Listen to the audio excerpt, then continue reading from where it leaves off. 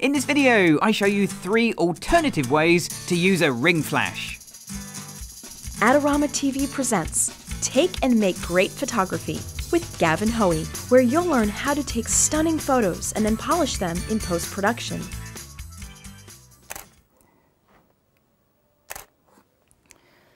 Hello, I'm Gavin Hoey and you're watching Adorama TV, brought to you by Adorama, the camera store that has everything for us photographers. And today I'm joined in the studio by Iffy. He's a grime artist of some repute here in the UK, and we're going to take some pictures of him using the Orbis ring flash.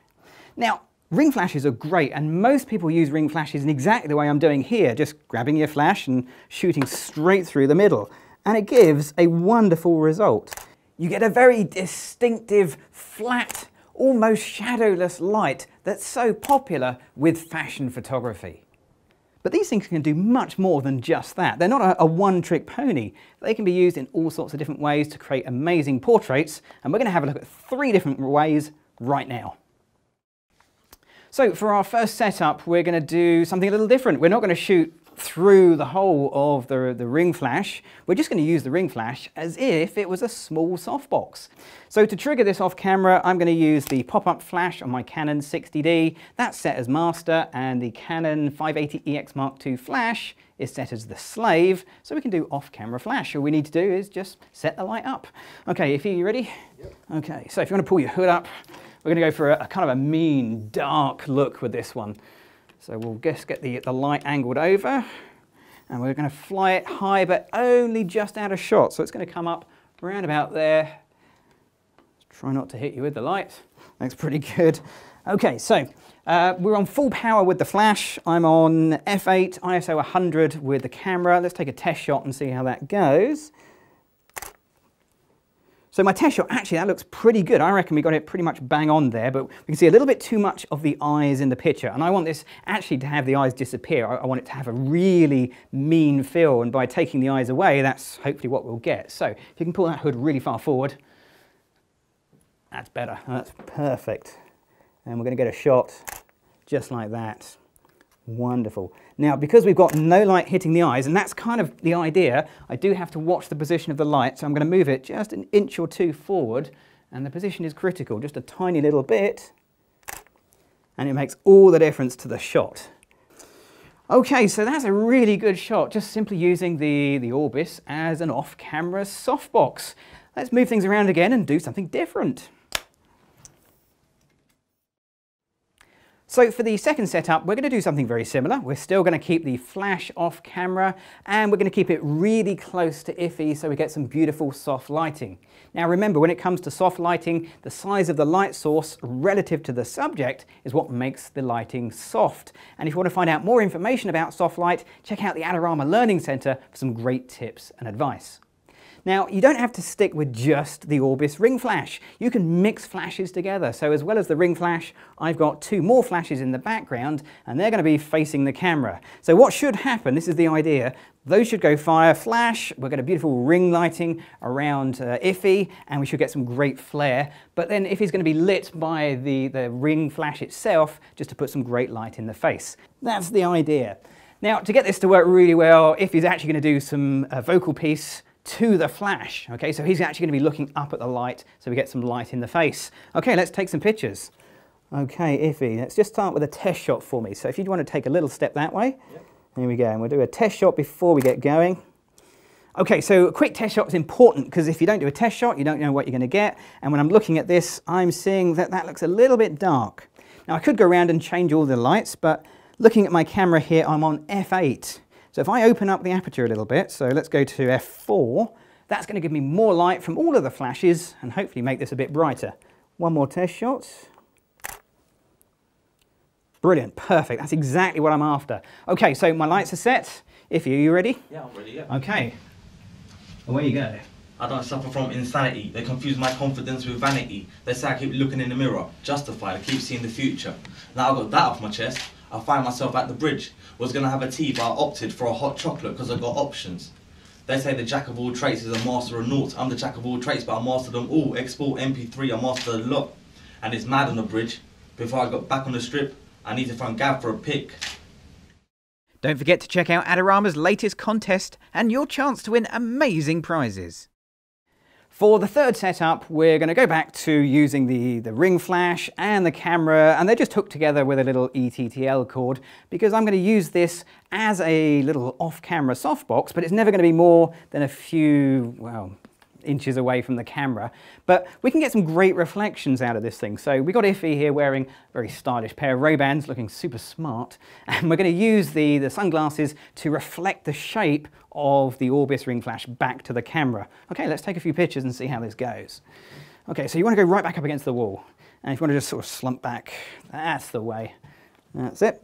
Okay, so what I'm doing is I'm looking in the reflection of the glasses and I'm trying to see my ring flash. And when I see it, I'm going to take a shot, and that's going to put the flash straight back as a reflection, and we're going to get a great little shot that way. So let's come in really close. We'll go for a really wide angle shot, which normally we wouldn't do as a portrait. But on somebody like Iffy, grime artist extraordinaire, that works pretty well. Okay, so what I've done is I've taken my Orbis and I've printed off a little circle, and with a bit of cutting and sticking, I've just made this little star pattern to go around the outside. Now the reflection I'm going to get back from this is going to be, well, different to the normal ring. Let's give it a whirl. Okay, here we go. So I'm just going to come in here. And it reflects back with a circle of stars. Absolutely brilliant. Okay, so for the very last shot, I've just switched lenses. I've switched to a fisheye lens, which is normally a lens we don't recommend for portraits, but in this case, if he's kind of a stylish guy, and this is going to give a real stylized shot, let's give it a whirl. Here we go. So we're going to come in here, and with the fisheye, I've got to be careful I don't get my own flash in the shot.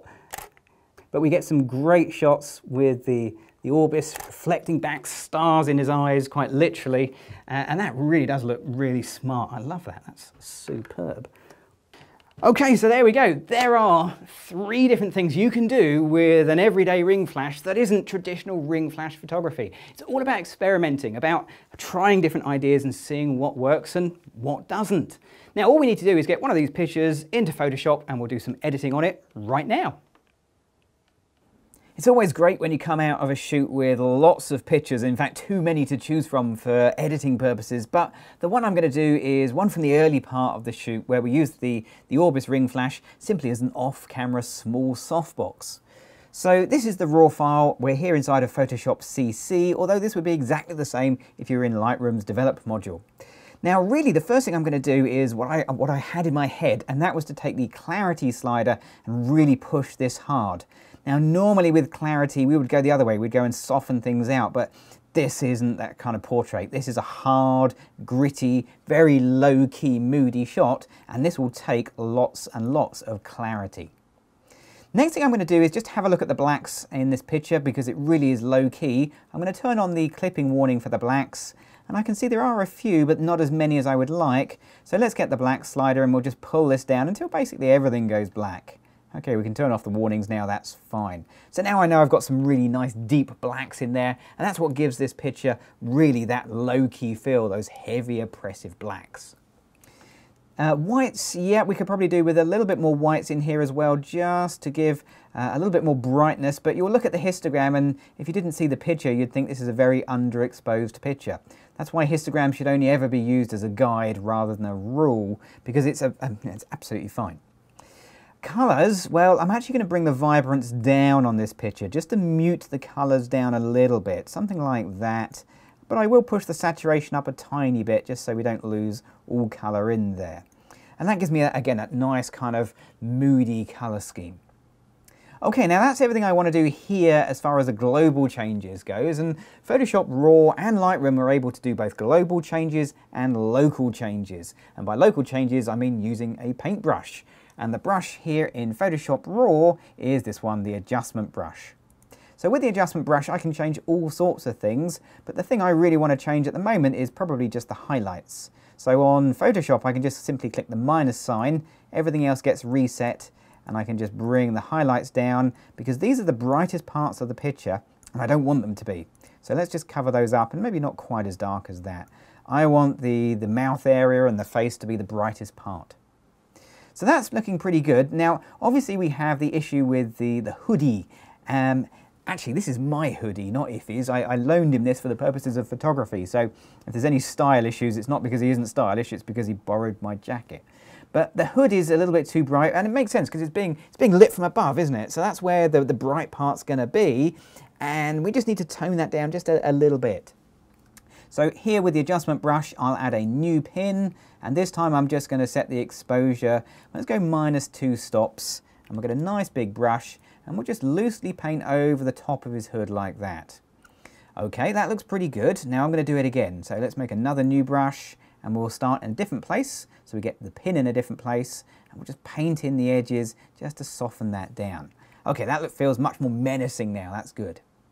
Last thing is the eyes. Now I deliberately let the eyes go dark. That was part and parcel of the shot and the look.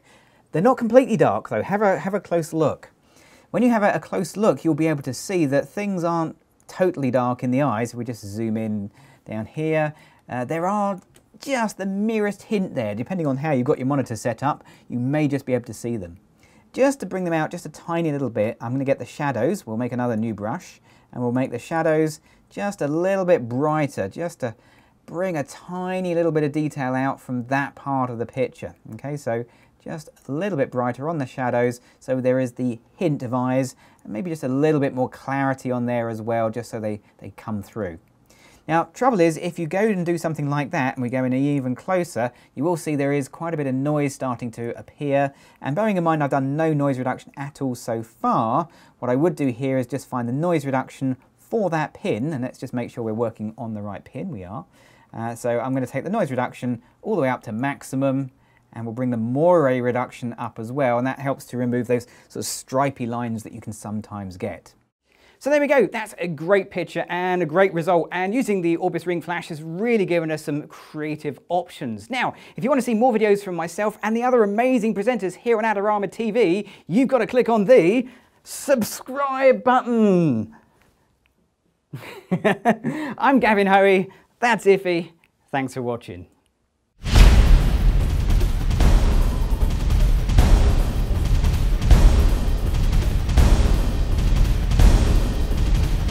Great looking prints at low cost? Be sure to visit our easy-to-use online printing service. Adorama Pix has professionals who treat your images with the utmost care that you can count on. For a quick turnaround on photos, cards, or albums, use AdoramaPix.com.